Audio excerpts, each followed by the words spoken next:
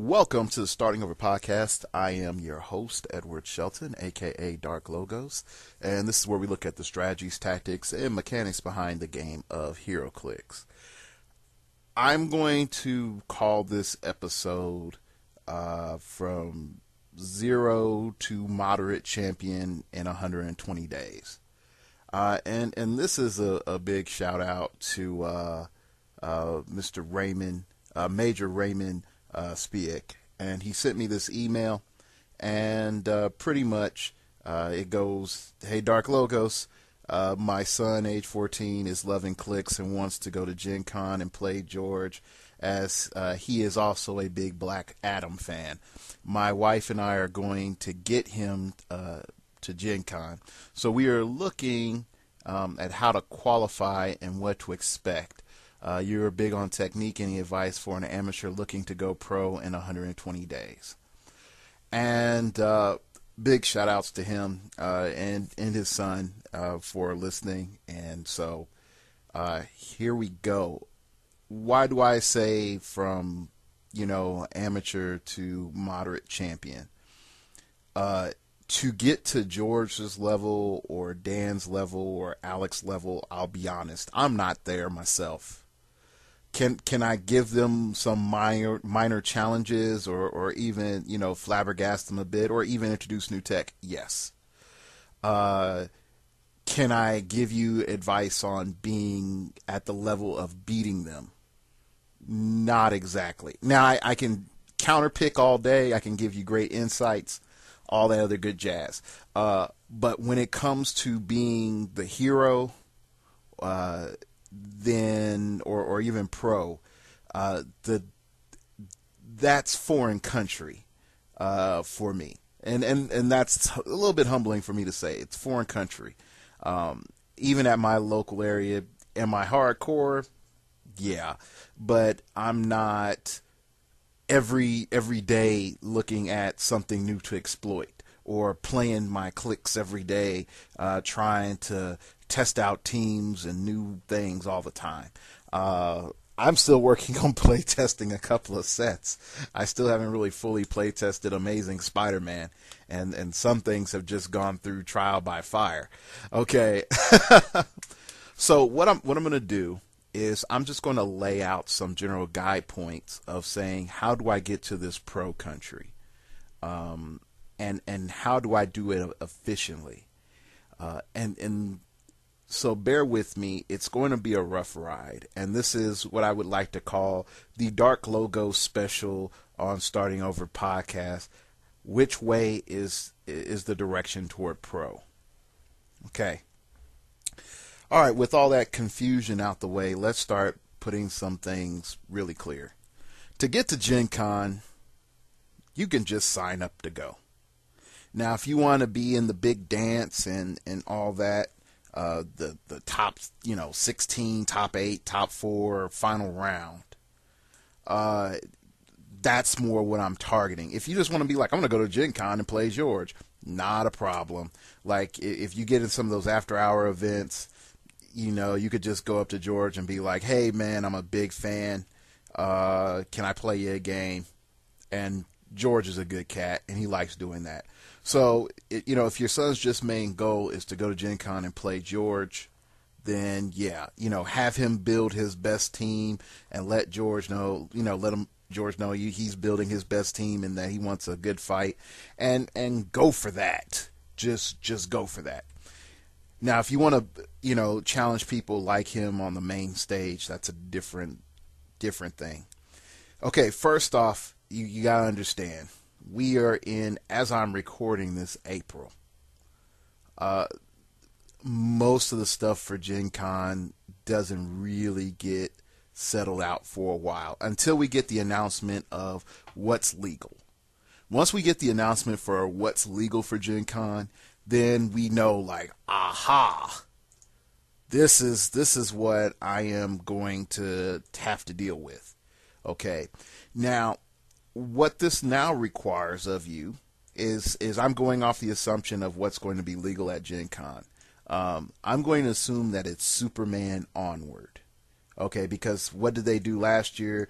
They retired Web of Spider-Man a year early. Okay, and so I would assume everything after Web of Spider-Man that was clicks related, which would be Brightest Day, which would be on past its second year, DC 75th, which is past the second year, GSX, the Green Lantern stuff, Captain America, all that stuff has already seen 2 Gen Cons.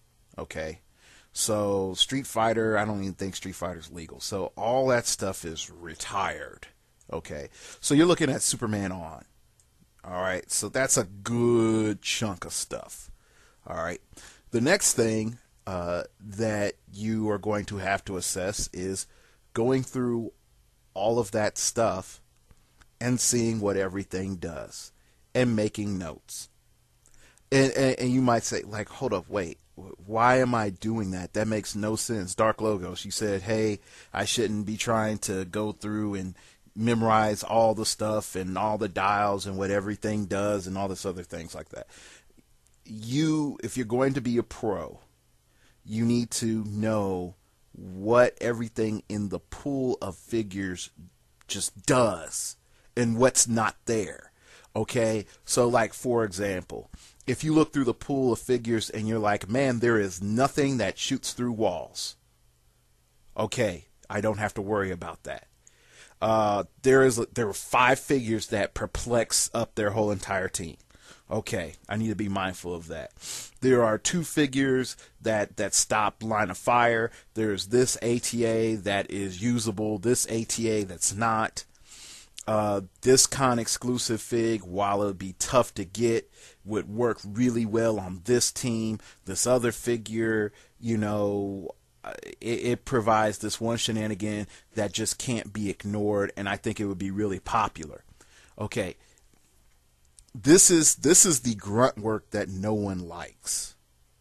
This is the part where you have to actually dedicate, 2 to 3 days of just reading, take notes, reading some more, take notes. And I'm assuming your son has like homework and life and running around and activities, and if he has a girlfriend, good luck, Good luck spending that much time on heroclix. But the big thing that you have to understand, just, listeners in general, is you want to go to the big dance. And if you want to go to the big dance and be a competitor and not just show up, you need to do your homework. Okay. I do my homework for the show.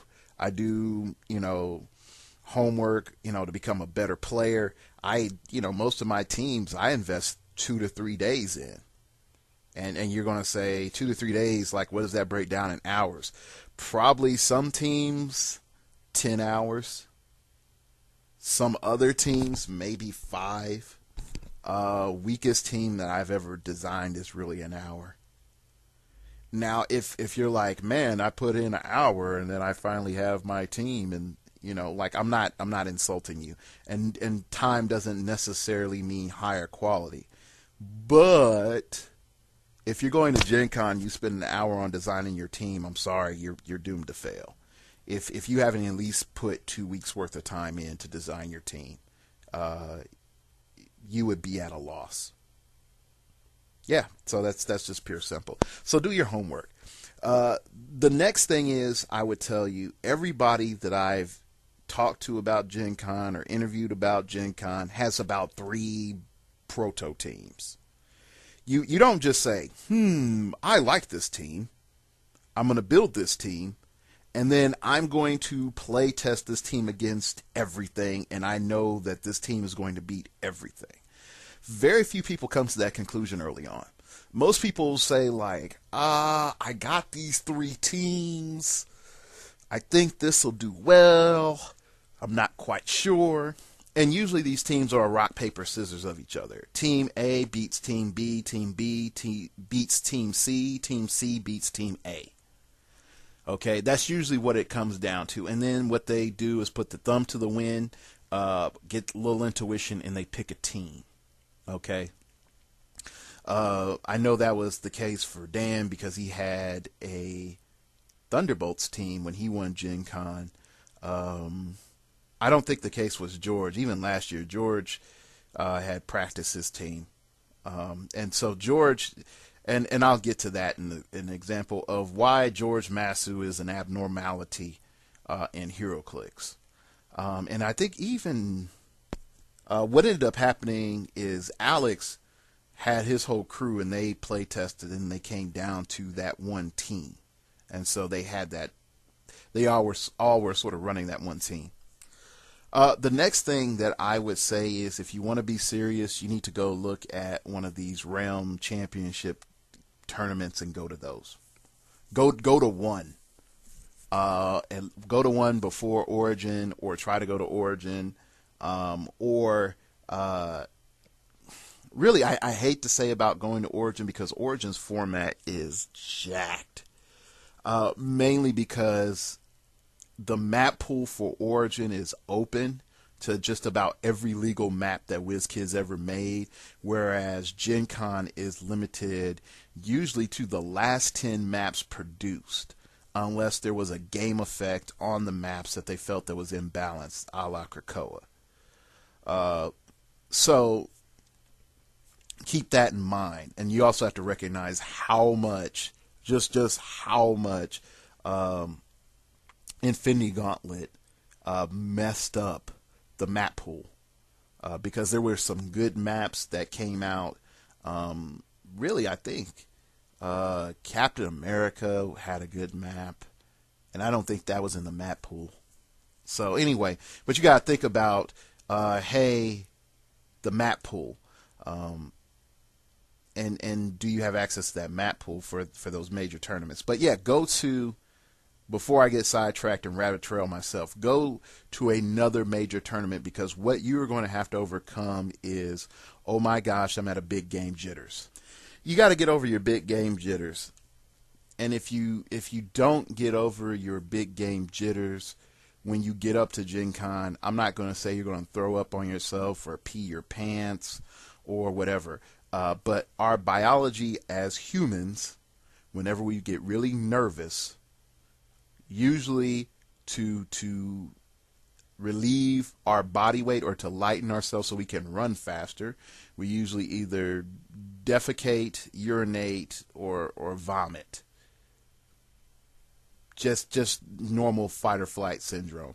I don't like what's going on. Blah. It's just how we're wired. Okay, when we have high stress. So I'm not going to say, hey man, I got some clicks. There's so much drama, I can't take it. But I am being realistic. You need to go to a big tournament. And when I define a big tournament is 100 people. And WizKids doesn't sanction them anymore. But where I got over a lot of my big anxiety jitters were the Armor Wars pre-release, and the it really was Fantastic Forces pre-release, because those were like the big WizKids tournaments. And so I went out into the middle of Kansas for the Fantastic Forces one, built my team, and just went pure anti-meta, and was hoping to encounter Thor, which was the Ultimate Thor, which was literally the god of the meta. And I didn't fight him at all. I beat somebody else that was anti-meta and lost to a Green Lantern tank team. Never saw one before in my life until I went to that tournament. So that's why you need to go to like a big tournament, so that A, you can get exposed to different things, and then not only that, just get over your jitters. Okay? The next thing that you need to look at is maps. Research. Okay? Now, I will say this. We don't know what the last few maps are going to be. But one thing is most likely for certain. All of your Infinity Gauntlet maps are out the window. You might have something from Batman. You might have the Amazing Spider-Man map. You will most likely have maps from No Man's Land. Really, the No Man's Land maps are guaranteed. So they're looking at and analyzing the maps. Side A, Side B. Now, the only other thing I can think of is Teen Titans is definitely going to be in there. The question is will No Man's Land Month 1 be considered, or 2? Because we would still have, because they usually limit it down to 10 maps. So you would have No Man's Land Month 3, 2 sides, 4, 2 sides, 5, 2 sides. So that's 6. What was it? Amazing Spider-Man, 2 sides. Teen Titans. So, well, I don't know. I think Amazing Spider-Man's 2 sides. I haven't really looked at it yet. So Amazing Spider-Man, 2 sides. So that puts us at 8. A Fast Forces, which would be Teen Titans. Teen Titans Fast Forces, 2 sides. So you're looking at one of those No Man's Land maps or even Amazing Spider-Man maps to be bumped. Once those are bumped, then you're looking at Fear Itself. And I don't know if Fear Itself has 2 sides. So what would most likely be guaranteed is the Fear Itself map the month of the announcement or the month before Gen Con, because I think they're going to do Fear Itself at Gen Con. A lot of complications, okay? So you have to know your map pool. The next thing you need to have is have all of those maps. Now, if you don't get those maps for free from your venue, I'm sorry, you got to go to eBay. And people are really, really mean on maps on eBay. Like, some maps go for $20.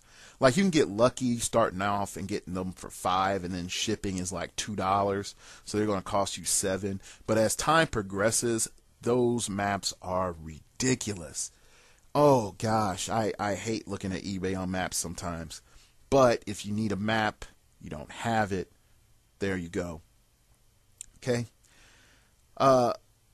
Looking in depth on the map thing, when you look at those maps, ask yourself, on average, what tactics work. Now, they try to be balanced and have a mix of outdoor maps, indoor maps, and the indoor and outdoor map. That's usually what they try to go for.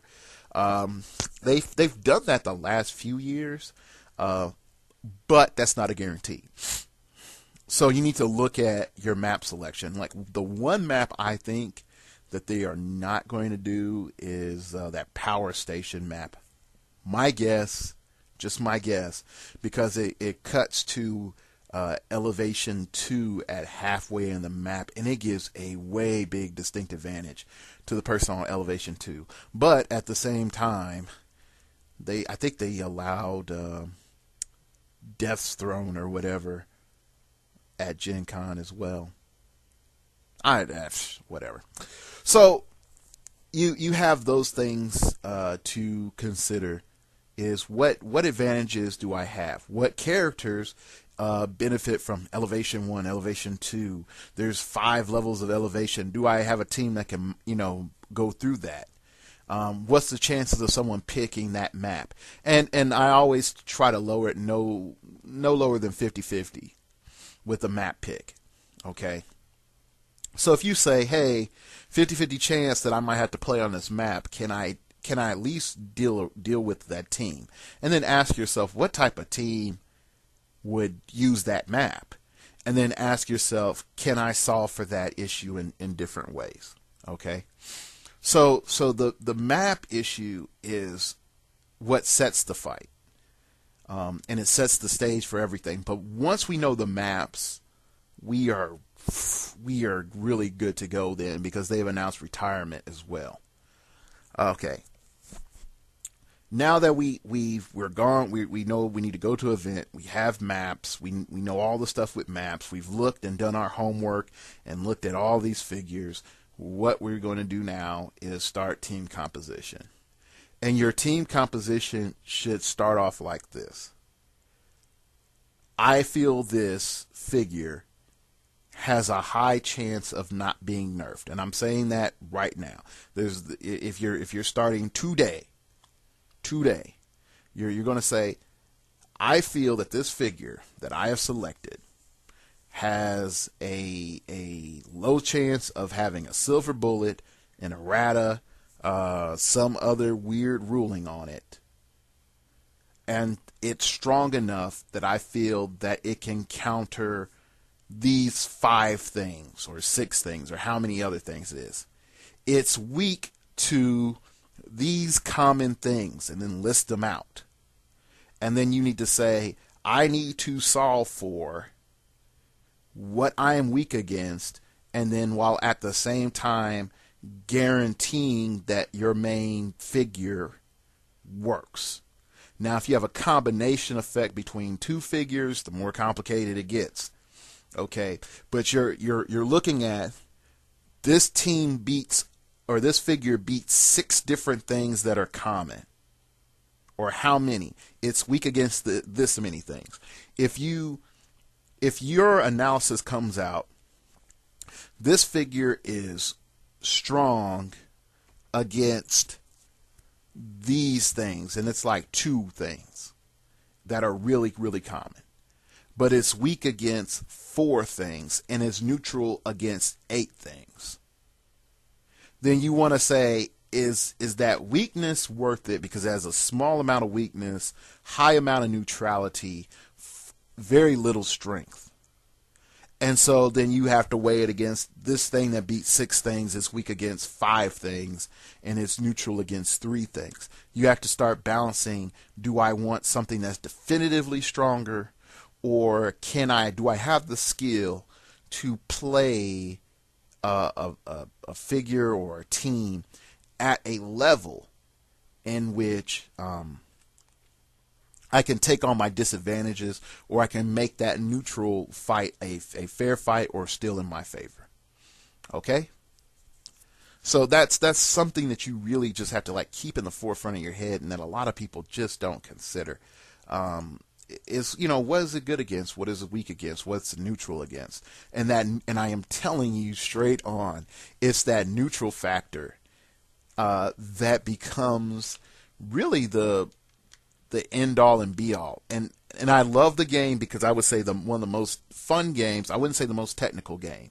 One of the most fun games that I saw, actually again, was the game between Patricia Lamb and Alex Avila. And really, if you look at that lineup, both teams are neutral to each other. There is nothing that Morgan Le Fay has that completely counters Patricia's team. And Patricia didn't have anybody up with super strength up front that could just go in and smack Morgan Le Fay and do extra damage. Okay? Patricia didn't have anything that blocked perplexes from Alex's team. Alex didn't have anything to deal with directly other than his perplexes, the energy shield deflection that Doctor Strange was giving. Okay, so when we add all of those things together, what does that mean? That means that we had 2 teams that it came down to map and positioning. There was nothing inherent between those 2 teams or the figures lineups that said, I counter you, this counters what you're doing, or the other team counters some other thing, or at least makes it hard. Okay, so we didn't have any of that. So what does that mean? We're back at neutral ground, and those are where the tough fights happen. Okay, it's not like Patricia went up against a team where it was like Stealthers and Beta Ray Bill. Then she would have been at a disadvantage. And then it would have been a lot of placement, a lot of dancing around, a lot of trying to base Beta Ray Bill and forcing Eradicator into a melee fight, in which Eradicator is not good at. So, all right, so I hope that level of explanation helps when we definitely analyzing that element of neutral, because it's really easy to understand what a team's good against, what a team's weak against. Okay, so now we've analyzed that. We're going to say this figure, I think it's the best. Then what you're going to do is build your team and just throw general things at it. General teams that you've seen on HC Realms strategy section, even though it's not as robust and as strong as it used to be. Another thing that you want to play test is if you don't have the figure, make a mock dial of Sentry and Void. I really agree with what George said, and he says Sentry and Void is my best playtesting partner. Okay, why is that? You have a high mobility figure, you have to track it down, it does pretty good damage, it has an okay attack. It can be killed. It can be killed, and I've talked about that element of how to kill it enough on this show. But it can be killed, it can be stopped, it does have problems. So, if you can't play it, be honest with yourself, print out the dial, make a blinder so that you don't know what's next, or even take time, memorize the dial, and play the figure, play a mock of that figure, and then see how well your team does. The next team that I would tell you to play a mock against, and this is just more for the challenge of it, and some people are going to be like, yep, here's your fandom coming in, is actually there's two. The new Teen Titans and Master Mold Full Infinity Gauntlet, and there's a healer, Donald Blake, and then put in whatever else you can fit. But pretty much how it works is Master Mold just sits there charging his gauntlet every turn, and Donald Blake heals him.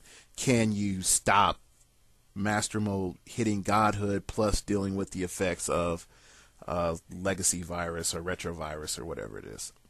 Those are some good playtests. I don't really like Galactus. Galactus is okay. It's not the best to playtest against, but I do think it's okay. And depending on the maps, Galactus might actually make a legitimate comeback threat. Okay, so once we have these general play testings, I play tested against the standard teams that I've seen at 300. I've play tested against our benchmarks. Now we just start noticing. We make notes like, okay, this is weak, tweak. This is weak, tweak. This is strong, keep note of that. This is strong, okay, keep note of that. This is weak, tweak that, tweak that, tweak that. Okay, I can't tweak this any further. This is the limitation of this team element. I have to write that down. Okay, if you're going to delude yourself and say, I'm going to tweak, and I have no weaknesses, I have a bridge in Alabama I like to sell you. Okay, it's not possible. There is always a weakness in a team. Okay. The next element that you need to actually come down to, you've tweaked your 3 teams. All right. Between now and Gen Con, you have to say between Teen Titans, Fear Itself, because I don't know if they're going to block Fear Itself. I sort of hope they do. Just for the pure fact that if they don't block Fear Itself, the people that are going to throw crazy money at it are going to have access to it at Gen Con, and the best pieces out of Fear Itself are going to be used. But you have Teen Titans, Fear Itself, and Wolverine and the X-Men, and the rest of No Man's Land, and we need to see what the Batcave does. I don't know what the Batcave does. And yeah, so I can't even comment on that. All right, so you have the factors of the Batcave, resource dials, special objects, all that other good jazz that we can't account for, and technically 3 sets and possibly 2 fast forces and 2 gravity feeds. That's a lot of product, and that's not including, hey, Iron Man set. And if there's any other comic book movies that they're going to have corresponding product. I don't know. They might do Superman movie or something. I don't know. Isn't that this year? Or is that next year? I don't know. Somebody's going to send me emails like it's next year. You're way too early for it. And I'm not going to Google it. I am not going to Google it. All right. So, anyway, sort of coming back. Bringing everything into itself. Once you've accounted for all this stuff, and when you do get all the information, you need to have somebody to play against. That's good. And this is where we come back with the show of like, hey, make friends, talk with people at the venue. Don't be that guy that's just like, I hate everybody at that venue because they beat me. Don't be that guy. But go around and tell people, I'm looking to go to Gen Con. I want to create an environment, outside of the normal tournament. And, you come over to the house, or you go to somebody else's house, or you stay late at the tournament and say, I want to play one game after a tournament. I want you to bring the cheesiest thing. I want you to bring the most the competitive thing. I want you to be as hardcore as possible and bring that thing, and we are going to play that team for 300 points.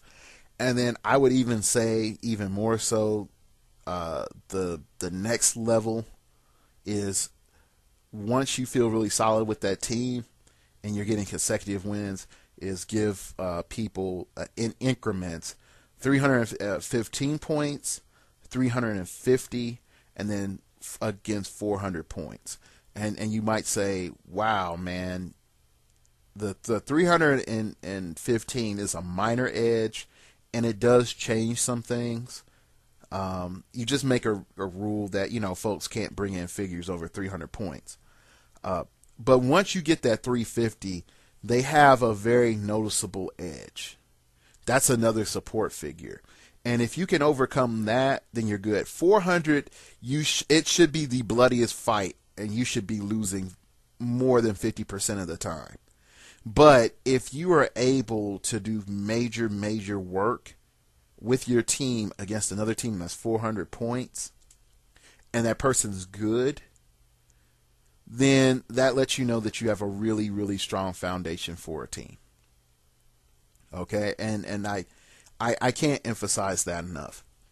The next thing that I would tell you is, if you don't have enough people in your play group or that have the skill level or the desire to help you, or they're not going to Gen Con themselves, they have no aspirations to do it, the next thing I would say is go online and Skype games or Google Hangout games. Get your webcam, you're the father-son duo, and just say like, hey, we're practicing our games. Now, I wouldn't reveal your team, and that's one of the big things. Like, you'll play something similar to it, but not quite, leaving some of those elements out. But you want to play people online. And when you play people online, what will end up happening is you'll start seeing a bunch of different teams. And you'll be like, oh, man. A good way to benchmark if you can beat a team, or if it's something worth noting, for your practice or even tweaking, is take one of your practice teams into your online fight. And then you have that note. This practice team beats definitively this, but it always loses to this element. And then try it out and then see, hey, I know through proxy that Century and Void beats this one team that my opponent does. Okay, and they can't beat Century and Void in these ways. My team mimics these ways that Century and Void operates.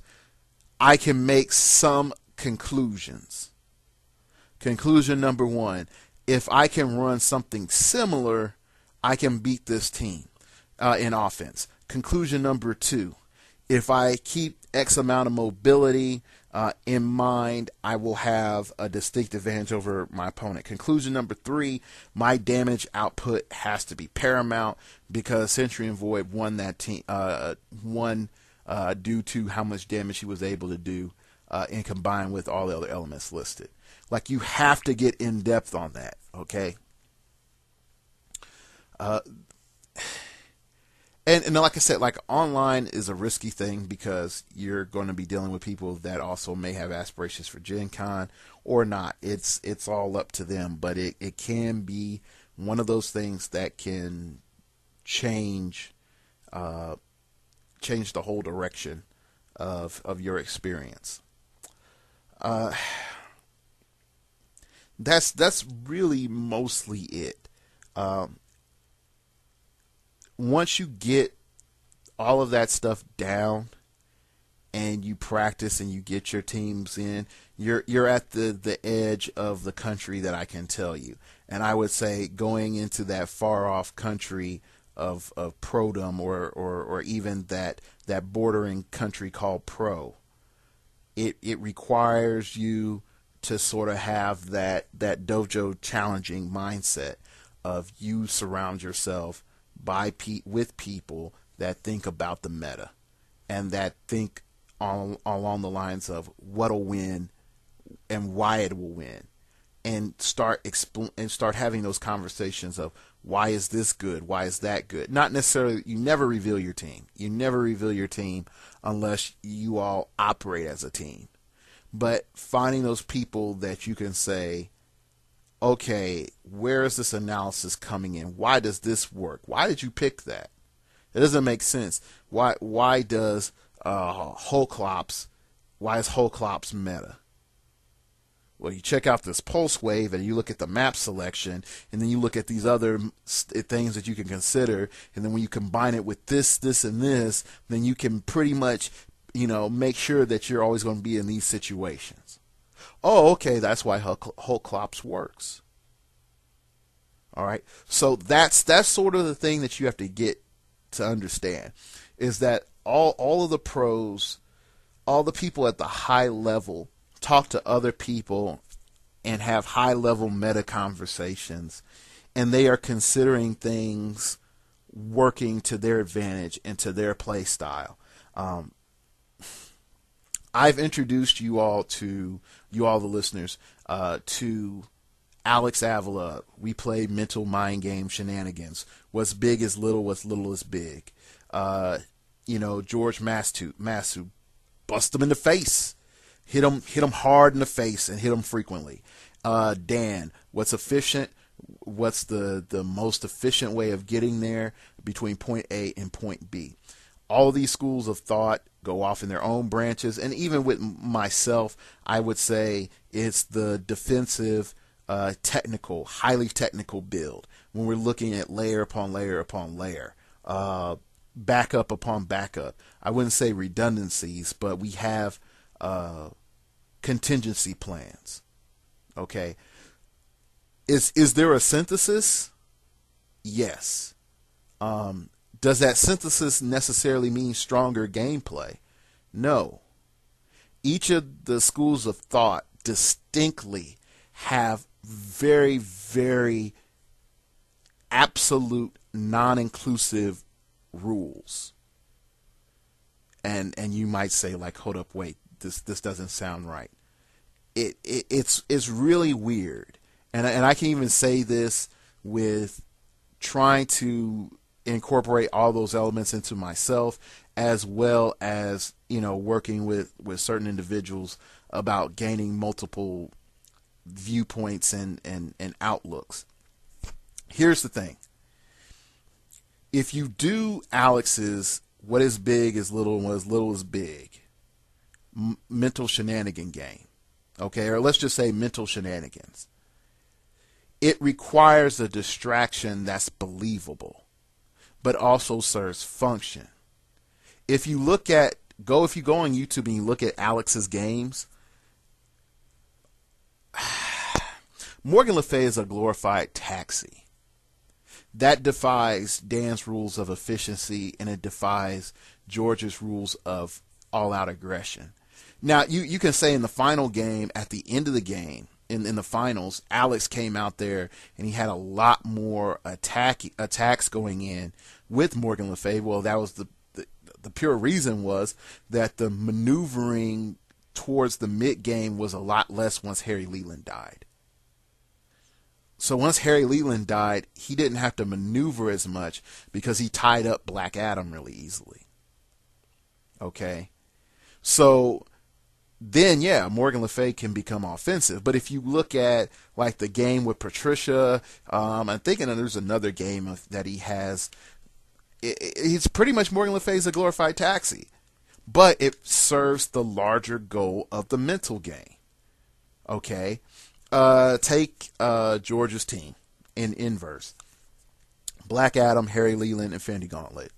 It's blatantly obvious what's going on. There is no side game whatsoever. It's all about placement. It's all about skill. It's all about aggression, and it's all about limiting your aggression. There's a counter control. Harry Leland is there as support. He does lockdown with the end cap. He limits movement, and he stops certain types of shenanigans. Boom, pure and simple. All right. Now, if you look at it from Dan's point of view, is Black Adam the most efficient attacker in the game for what he's doing? Could you use Superman and Superman be more efficient? Yes. Does that automatically mean that what George did was a bad idea? No. But it does fit in his philosophy. Okay. So it's really, really, really, really, really, really, really, really rare that you find an element or figure that overlaps, or even a team design that overlaps with 2 schools of thought or 3 schools of thought. And then I'll tell you this, like my Gen Con team that I was going to use, I think I pointed out in the show last year, was, if I needed to borrow it, was one of the Scarlet Witches, because I only have one, at 50 points, 2 Sun Boys, League of Assassin guy on the enhancement click from the Dark Knight Rises, and I think League of Assassins ATA. So pretty much I would barrier every turn, wouldn't be shot from range, had Psychic Blast or Pulse Wave with very good numbers behind it. And I could always single target Pulse Wave, running shot single target Pulse Wave, or I could always running shot Psychic Blast. And I could alternate attackers each turn, and then putting up alternate barrier each turn, and I can have my Flyers carry my Scarlet Witches, and my League Assassin could walk up there. My League Assassin could attack, and if stuff really got bad, yeah, one of the Scarlet Witches could attack. But if you look at that team design, what did I lack? I lacked an Infinity Gauntlet. I lacked some very efficient elements of damage production. But what did it fall into with that school of thought? It was a very, very, very defensive team. Very defensive team. You have to get through double barrier. You have to get through League of Assassin ATA. You have to get through Mystics. You have to get through Perplex. You have to pretty much initiate a melee fight, which at the meta at that time, there were very few teams that did. And then if it did look like you were going to try to initiate a melee fight, then I was going to copy Mystics and make you eat Mystic damage. So what I'm trying to say overall is there is a point in which you have to throw relativity to the wind. You have to say what is truth. And you have to make those decisions. And you're going to have to deal with the dissonance that other people are going to disagree with you. But in the end, the champion does prove what is best. Now, I know some people are going to come back and say, pairing luck, oh, look, bad dice roll, this, that, and the other. Okay, I can give pairing luck maybe 10%, and I can give dice rolls its due and maybe say 35% at best. So that's 45% chance. The rest should be in your design. Do you have bad dice rollings? Man, you need prob. Okay? You need prob on your team. Okay, if someone comes in and messes with you in this way, do you have certain problems? Yeah, then you need barrier. Okay? These are elements within our control. George's initial team in which he won Gen Con with, excellent. It just proved, hey, I can lock you down through prob. You won't be able to do anything. And I can just pick up objects, do massive damage. And say all you want about the beginning misstep of the guy trying to go up there and outwit on turn 1. But really, with that much prob, there was very little for a Metron and thing to do. Just be honest. They either were going to eat Mystics, or they were going to just get propped out of their mind. So, okay, so I want you to consider all of those things, and I really want you all to understand that going from amateur to moderately good to like, hey, I'm the champion of the people,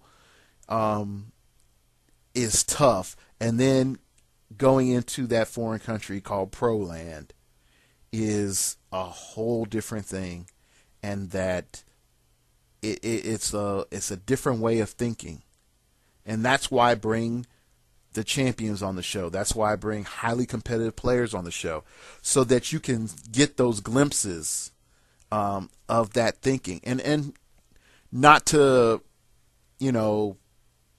try to just I would say get inflated views. Go listen to some older shows that I did with George. Listen to some older shows in which I recorded with Alex and Dan, and hear their thinking. Definitely their first interviews. All of their first interviews that I have done with them have always been, what's your thinking, what's your mindset, how did you prepare? And go into that, and then take notes, and then say, this applies to me, this doesn't apply to me. All right. Okay, I hope you enjoyed the show. I know that you all are like, yay, we got 2 shows in the week, yay. So I really do hope this helped. You might say, well, Dark Logos, well, why don't you talk about resource dials and special objects? I just recently talked about all that stuff. You guys can go listen to that show. I just want to help this cat out and his son, and say, hey, I can only take you so far. Where things get tough is once you leave this corner here and you go out into that big wide world, and you see the darkness, the chaos, and the light. And that's when the adventure begins. I can prep you for the adventure, but I can't tell you straight up, what it's like to be a citizen over in Pro Country. All right, well, anyway, that's the end of the show. Hit me up on Twitter at StartOverPod. Or you can check out the blog, that's startingoverpodcast.blogspot.com. I would say, please subscribe and all that other good jazz, but most of you all have subscribed. Subscriptions in YouTube land is sort of funny, because you could subscribe to my channel, but if someone's more popular than me, their postings would bump mine. So you may not always see a show. So that's why I would definitely say subscribe on Twitter, because if you do follow Twitter to whatever extent, you would always know when a show is up. So that's really the best way to put it. Also, if you want to email me, because this came in from email, hit me up at startingoverpodcast at gmail.com. That's startingoverpodcast at gmail.com. And I will hit your comments up from there. And, I have some good, dialogues on the email. So, hey, who knows? You might get a show out of it. All right, that's it. Remember, check out the Realms Championships. The Realms Championships people. Howard Brock is one of the key minds behind that. He's been on the show. He really, really wants to see this do well, and I want to see it do well because Howard Brock is a good cat, and he has organized very, very excellent tournaments from HCO. So I really do think that this is a great thing overall. All right, that's it. Thanks for listening, and remember, we all have to start over sometime. I'm into comic books, figures on the wall. She's into looking good, Vicky C's got a law. And she loves my flaws, yeah, she's not ashamed. I'm a Peter Parker, she's my Mary Jane. She's my Mary Jane, she's my Mary Jane. She's my Mary Jane, she's my Mary Jane. She's my Mary Jane, she's my Mary Jane. I'm a Peter Parker, she's my Mary Jane. I'm a big nerd around her, but she's cool around me. Never knew how she found me. Electric, but she grounds me. And she loves my flaws, she accepts them all. When the darkness comes, I will get the call. I will swing down to save her.